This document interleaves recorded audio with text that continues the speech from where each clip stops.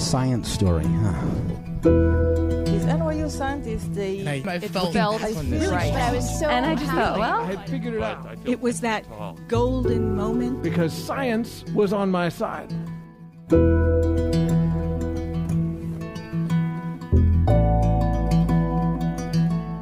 Hey everybody, welcome to the Story Collider, where we bring you true, personal stories about science. I am your host, Erin Barker, and this week we're presenting stories about what happens when our expectations don't match up with our reality. Story Collider's big travel season begins this week, and I'm about to set off on my first trip of the fall to hold one of our workshops in British Columbia. The last time I was in British Columbia for a workshop at the University of British Columbia last December, we were just wrapping up a really long day, and I was headed back to my Airbnb for a relaxing 8 hours of additional work. And one of the scientists participating, Andrew Tritus, goes, "So do you want to see our blue whale before you go?" And I'm like, "Andrew, that sounds really great, but I don't have time to go to the ocean and get in a boat and go see some blue whales." And he's like, "No, it's actually just in the building next door." And I have no idea what he's talking about, because as I'm sure many of you are aware, the blue whale is like the largest animal to ever have existed. You don't just keep them in fish tanks in one of your university buildings. So I'm like, okay, whatever, you're the scientist, dude. It's probably going to be like a model he made or something is what I'm thinking. And then he takes us next door to this building called Beatty Biodiversity Museum, and holy shit, everybody, there's a massive blue whale skeleton suspended from the ceiling. It's like 85 feet long, and it's one of the coolest things that I've ever seen. And it turns out that Andrew personally excavated it from Prince Edward Island with his team and transported it there, and he has all these amazing stories about it. So basically what I'm trying to say is when a scientist offers to show you a blue whale, always say yes, even if you think you know what to expect. So with that in mind, I'll go ahead and introduce our first story today.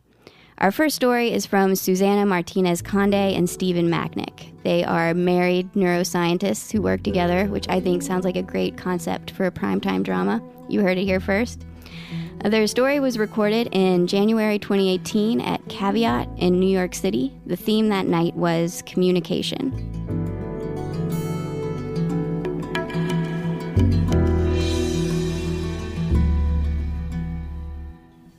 So a few years ago, we were writing our book about the neuroscience of magic and how magic tricks work in the brain. And we realized that we were very fascinated in the concept of psychics. Were psychics using the same kinds of techniques as magicians to actually get their customers to think they were actually reading their minds?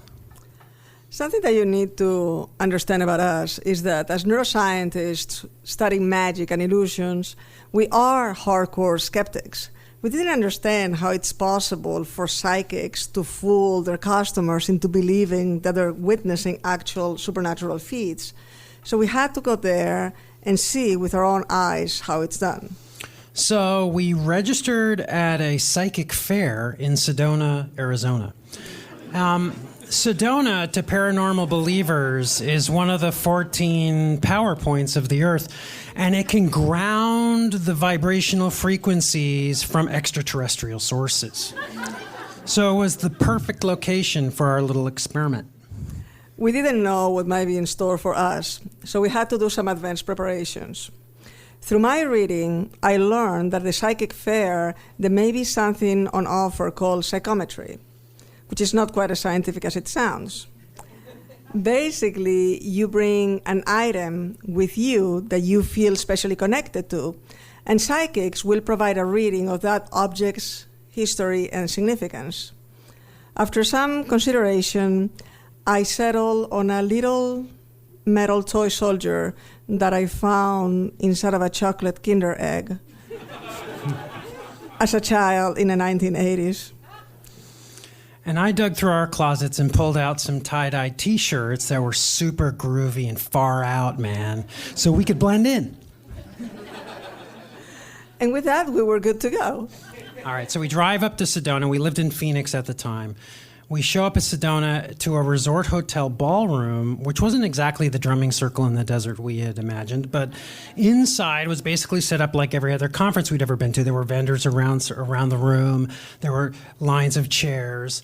And that's where the similarities started to break, because the vendors were selling things like potions and ointments that could cure your cancers and your wounds.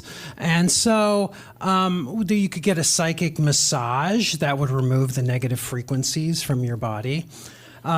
So we realized that when we looked around, though, that it wasn't exactly the hippy-dippy groovy set that we were expecting with free love and all of that.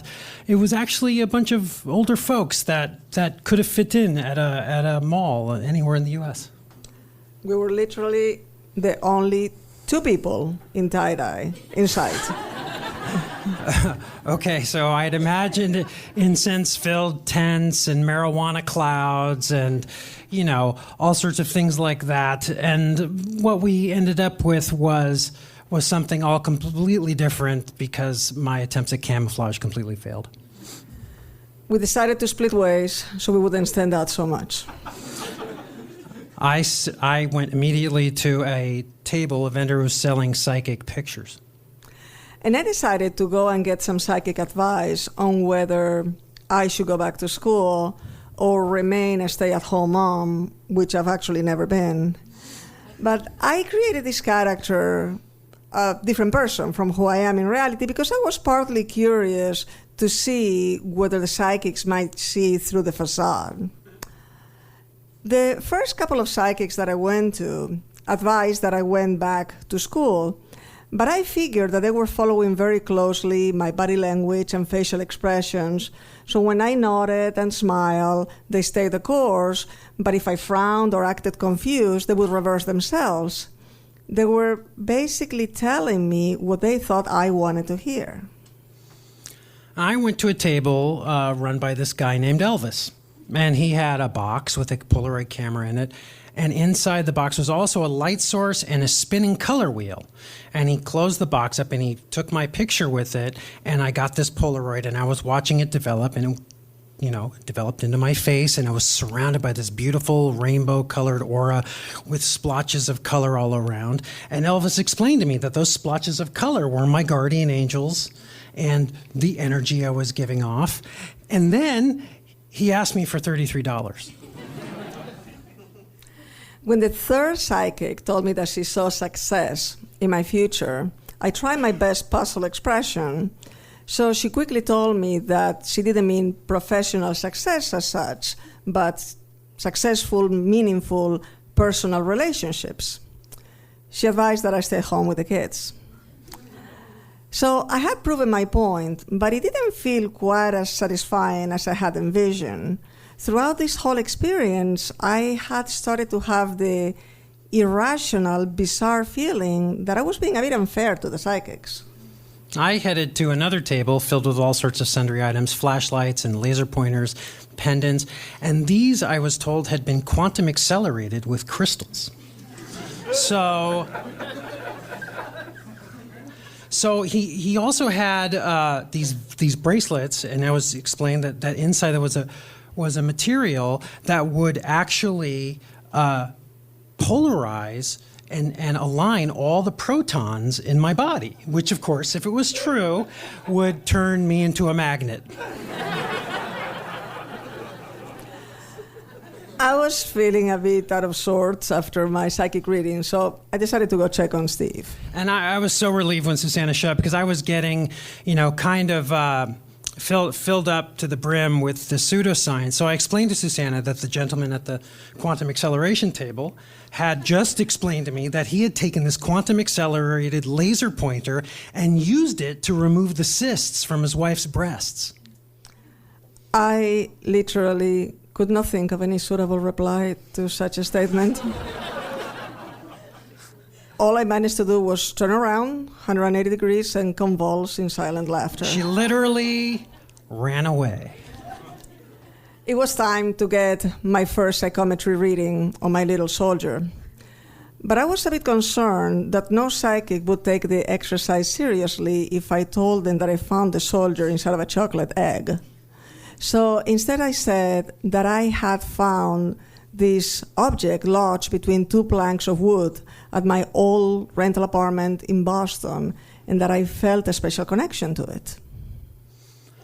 So I was starting to feel a little depressed. You know, we were writing this book on magic. We were working with magicians. We were going to Las Vegas and visiting them at their shows in casinos on the Strip.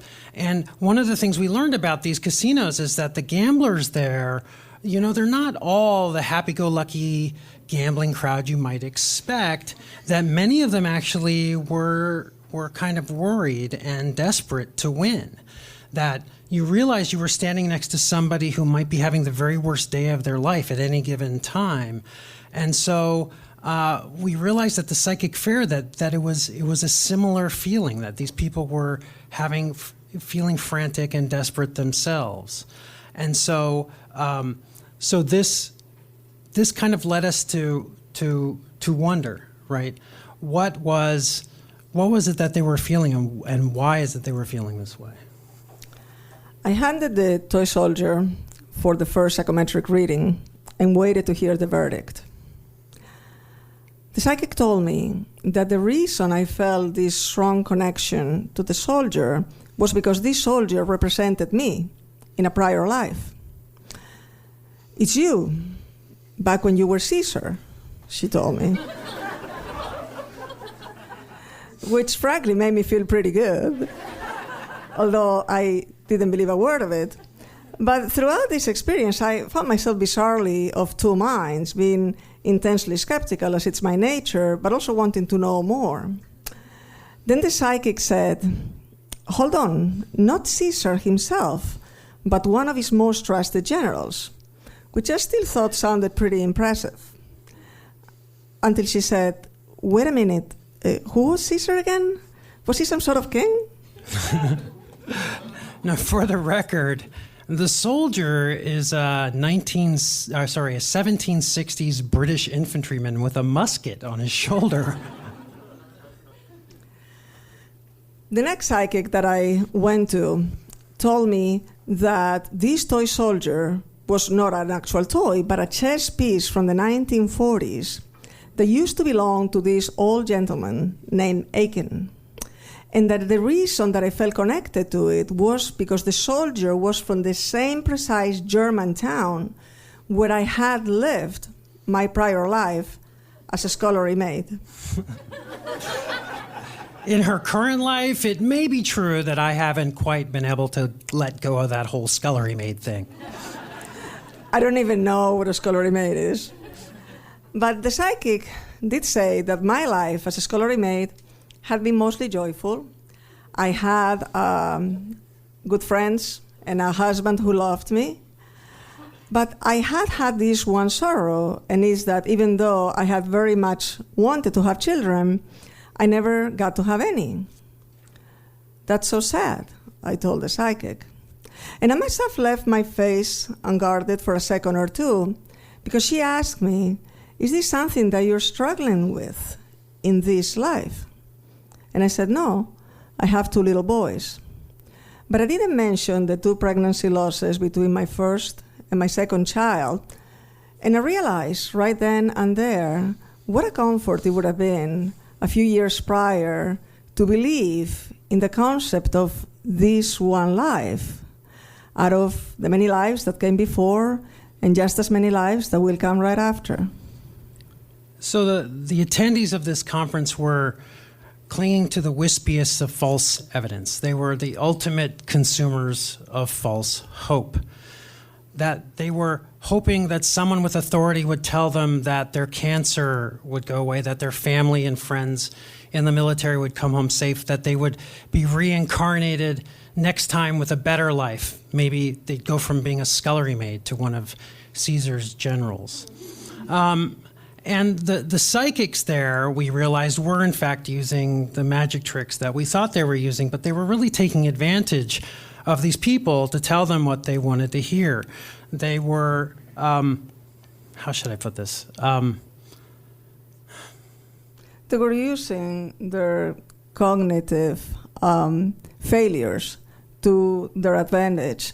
For one, I myself, as a staunch skeptic, was startled to find myself in a couple of there, but for the grace of God, go I moments. I realized that believing can be much easier than disbelieving and feel a whole lot better.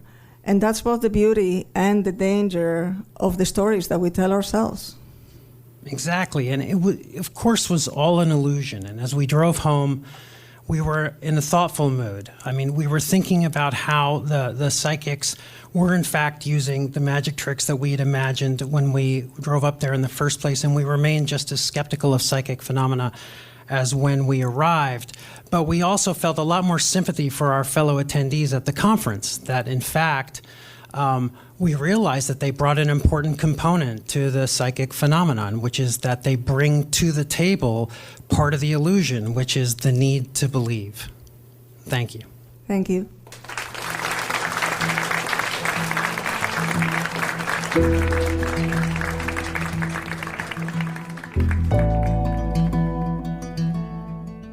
That was Susana Martinez-Conde and Stephen Macknik. Susana and Stephen are award-winning neuroscientists and professors at the State University of New York Downstate Medical Center. They are best known for their studies on perception, illusion, and attentional misdirection in stage magic. They produce the annual Best Illusion of the Year contest, now in its 13th edition, and are the authors of the international bestseller Sleights of Mind, What the Neuroscience of Magic Reveals About Our Everyday Deceptions. Their new book, Champions of Illusion, The Science Behind Mind-Boggling Images and Mystifying Brain Puzzles, is out now. Speaking of expectations, the Story Collider has some great expectations for our fall season this year, as we have more than 20 shows coming up all around the world between now and December. So look out for our regular shows in New York, Boston, D.C., Los Angeles, Atlanta, St. Louis, Vancouver, Toronto, and Wellington. But also look for us in places like Bar Harbor, Maine, Hartford, Connecticut, Ames, Iowa, Manchester, UK, San Antonio, Texas, Berlin, Germany, Charleston, West Virginia, and Boise, Idaho, because we will be doing pop-up shows all over the place as part of our Story Collider Presents sponsorship program and our Story Collider on the Road pro bono show program, and we would love to see all of you there. So find out more at storycollider.org. Our next story today is from Africa Stewart. It was recorded in March 2018 at the Highland Ballroom in Atlanta as part of our show with this year's Atlanta Science Festival.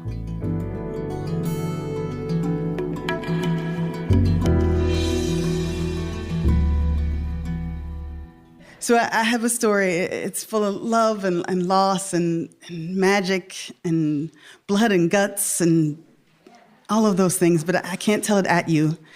I need to tell it to you. So if you would, please, an imaginary cup full of your favorite thing. If you would have a sip. Okay, all right, now I can tell you a story. All right.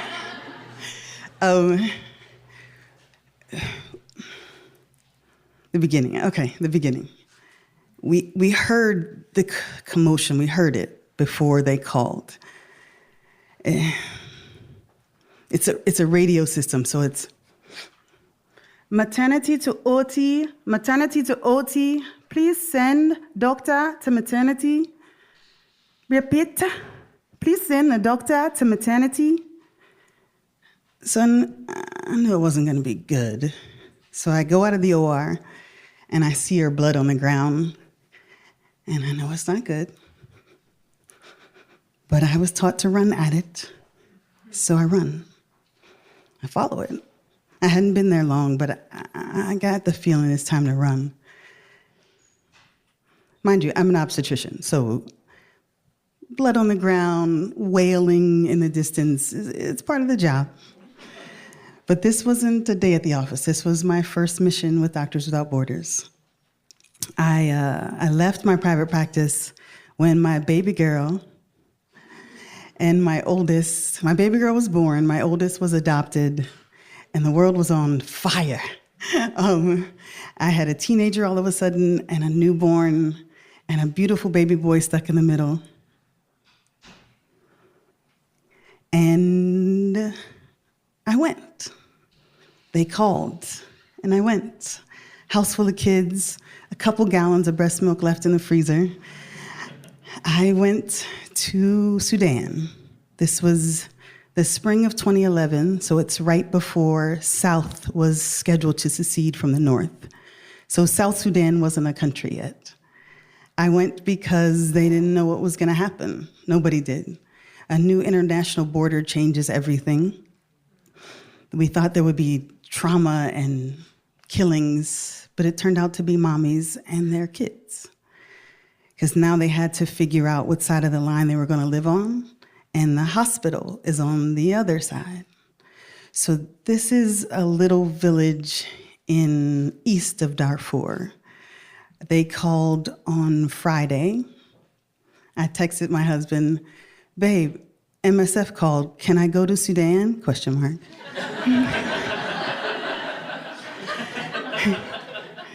And he texts me back, yo, autocorrect is bugging. What's up?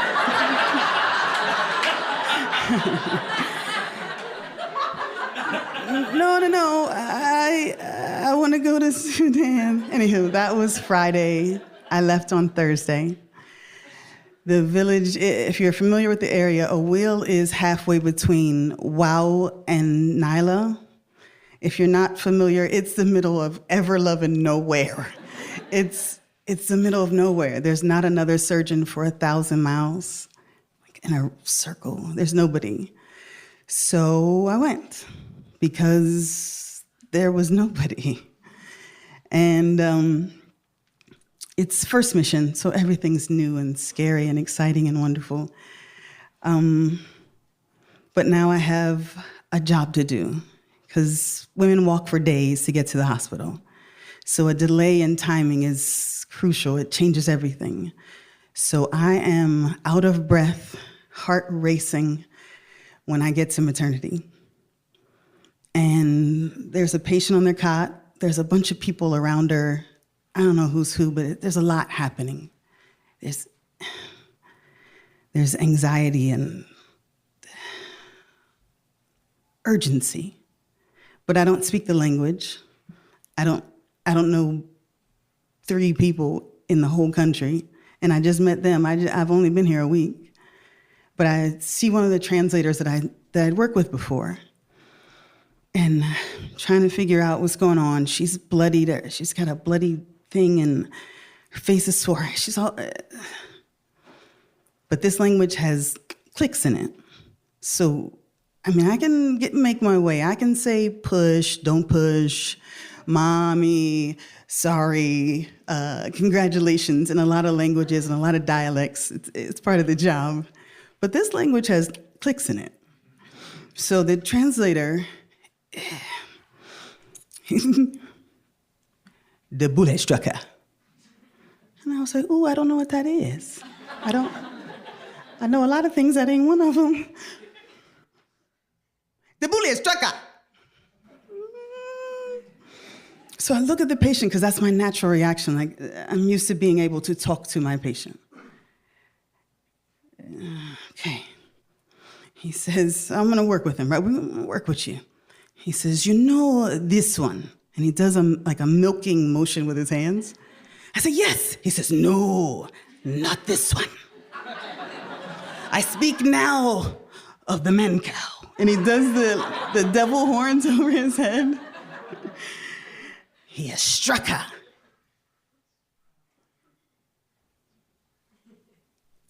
I'm like, is he trying to tell me that she done gored by a damn bull? And that's exactly what I said aloud. Like, no dignified Dr. Stewart filter. Are you trying to tell me she got gored by a damn bull? Gored, that's the word. So he turns to the family and he says something to them. He does the devil horns again and he lunges at them. And they all click. It's a chorus of clicks. That's the word that we were missing. That's the word that he never learned on television when he was learning English. Gored by the man cow. All right. Okay. So now, as you can imagine, for me, this is all hands on deck. Man your battle stations, batten down the hatches. God damn it, we going to the OR. It's about to get serious. And the patient just quietly sort of moves her garments up. She has a 20-week baby bump and a hole in her. A big bleeding hole in her. So, in my mind, I've just turned into Captain Dr. Africa Stewart. Damn it, I've got on a sparkly onesie. There's a little fan gently blowing my hair like Beyonce. A cape unfurls. We're going to the OR. That's how it is in my mind. Everyone has dreams.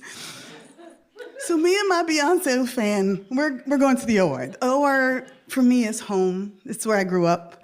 My mom was a surgical tech, almost 45 years. So when our sitter failed, when school was closed, those administrative days that don't make any sense, I went to the OR. This was some time ago. This was before you had to fill out a waiver to take your kid to work. It wasn't like that. The doctor's lounge was for men. The nurse's lounge was for women. And both lounges had ashtrays.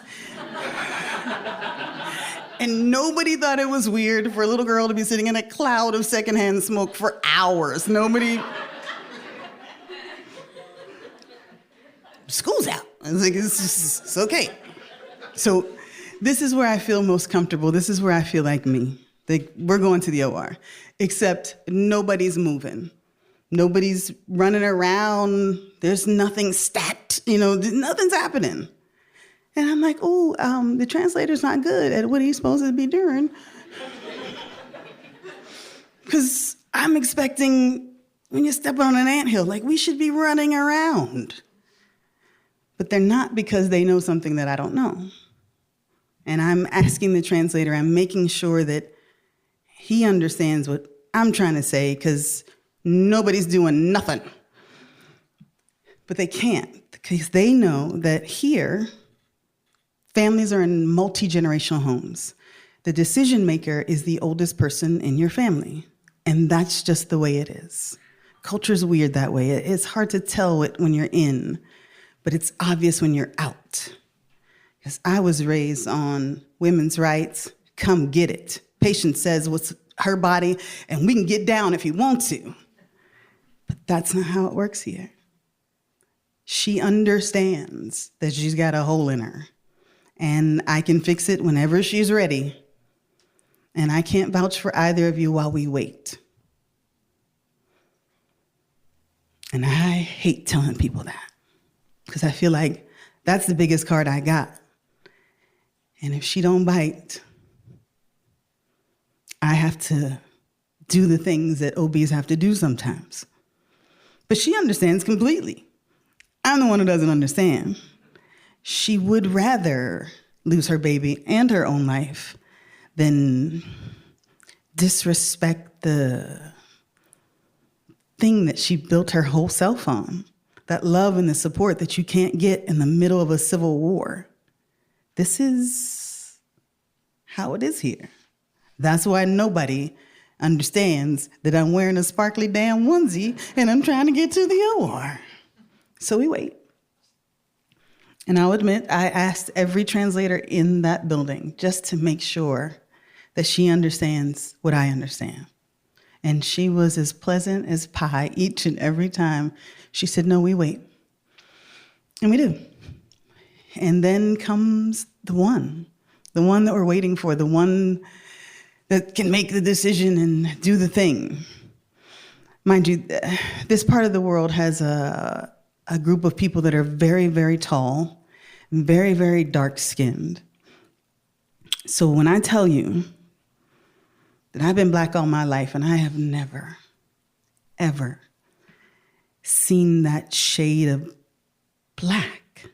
Like, I've seen it with like a blue undertone and I've seen it with like a purpley undertone, But I shit you not, her undertone is magic. Like, I don't know what that is. White hair and, the duck that tall people do in order to enter a room. So the hospital was built by Westerners. They call them Kawajadors. Kawajas are people who aren't from here. And it's comical to them that the doors are so short and wide when everyone else is not built that way. So the one has to duck in order to come into labor and delivery. I've never seen anybody that old duck to enter a room. I gotten used to my staff. Like, they're young, they're agile, but everybody's at least 6 feet tall. So getting used to like a 6'4" pregnant lady just waddling by, just handling it. It's like this is like giraffes giving birth everywhere. It's beautiful and entirely foreign to me. But the thing, so I've never seen this shade of black. I've never seen hair, never seen wrinkles so beautiful. Like, the assemblage is just a package that I've never seen. And it had never occurred to me that the one we were waiting on was a woman.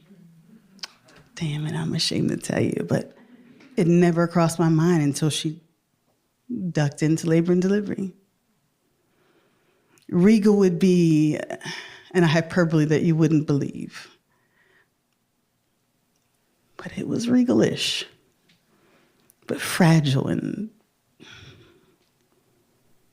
proud, if that word isn't offensive to her. Anywho, she looked at me, she looked at my staff, she said something to the translator, and the translator asked me, she wants to know if you will do the cutting. And I sort of nodded and bowed. I wasn't really sure what I was supposed to do. She clicked. Just once. And then my emergency started. One click. Translator gets out an ink pad because, for the most part, Sudanese are subsistence farmers, cattle person. The surgical consent form is in French or English.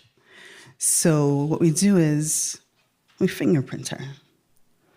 So this regal creature signed my surgical consent form with her fingerprint. And then we went to the OR. And mom and baby did okay. The horn got through her abdominal wall, but kind of grazed the top of her womb. But baby was fine. And major organs and whatnot were manageable. Nothing a kid who was raised in the smoky OR couldn't handle, right? But as I'm getting of a certain season, getting closer to being one of the ones, I look back. I only saw her once more, and this was the wee hours of the next day. She was in the bed with my patient, like spooning her. And the staff said that she stayed up until the patient fell asleep. She hummed to her. And by the time I finished the rest of my morning rounds, the one was gone. The patient did well. I never saw the one again. But as I look forward to being a grandmother, of being the oldest one in my clan, I'm not sure if I'm ready. I'm not sure if I made a magic yet. But I have this richness, this fullness of experience. Like, when we go past a pasture, my kids moo. They moo with the cows every time. But I look for the man cow. For no other reason than I'm curious to set eyes on the beast that struck her.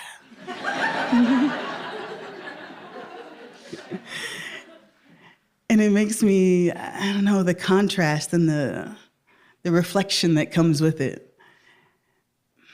Every time I tell this story to someone, there's always a man cow. There's always the patient There's always me in some form or another with a fan.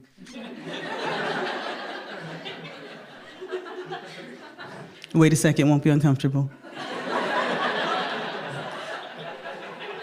See?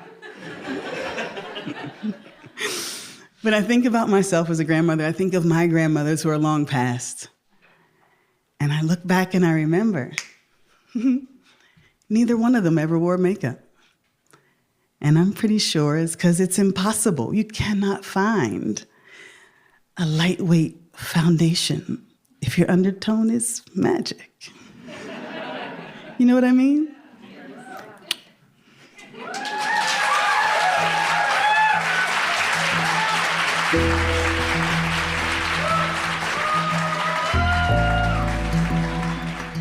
That was Africa Stewart.